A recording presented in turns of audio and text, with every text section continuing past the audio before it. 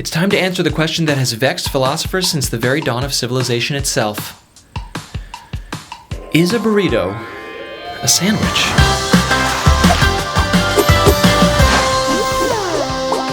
Technically speaking, it's got bread, with meat, cheese, and vegetables between the bread. And yet, it is somehow fundamentally different than a sandwich. How and when does a thing that is anatomically a thing become something else? I'm Matt Silverman, welcome back to Now I Know, a show that will never charge you extra for guac. Because as the Geneva Convention established, and I'm paraphrasing, guacamole is a basic human right. But enough about boring history.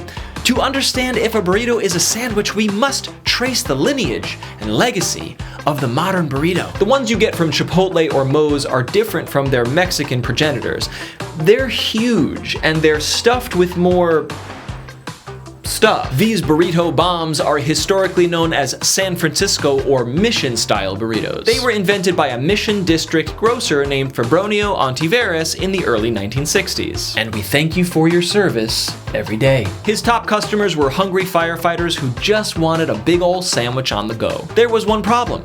Ontiveros ran out of bread. He did have some 6-inch tortillas on hand, so he stuffed a bunch of meat and rice inside, rolled them up, and sold them for $1. They were obviously a huge hit, because who doesn't want that?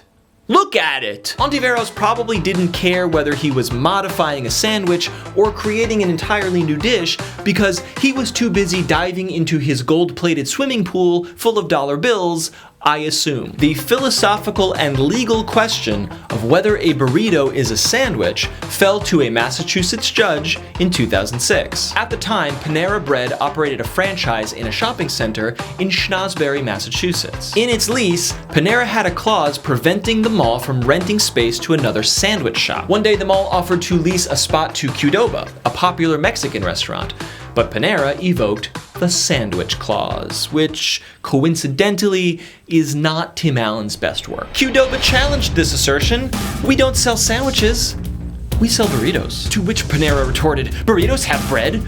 They have stuff in between the bread, therefore, ipso facto, burritos are sandwiches. And then Qdoba said, I'll see you in court. The matter came before Judge Jeffrey Locke, who, according to the Associated Press, turned to Webster's dictionary and expert witnesses. Quick note, if there are any judges or lawyers watching this and you need a burrito expert to testify in a courtroom, my email is in the comments. Judge Locke concluded, drumroll please, that a burrito is not a sandwich. He wrote, a sandwich is not commonly understood to include burritos, tacos, and quesadillas, which are typically made with a single tortilla and stuffed with choice filling of meat, rice, and beans. You guys hear that?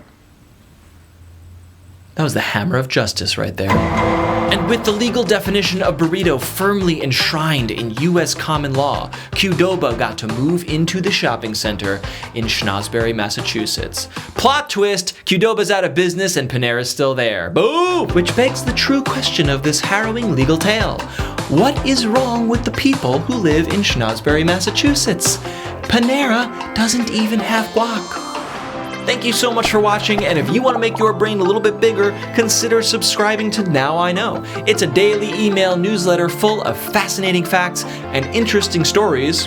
For example, this one. And if you enjoyed this episode, consider subscribing to Now I Know, the show, on YouTube and Facebook. For now, I'm Matt Silverman, and I'll catch you next time.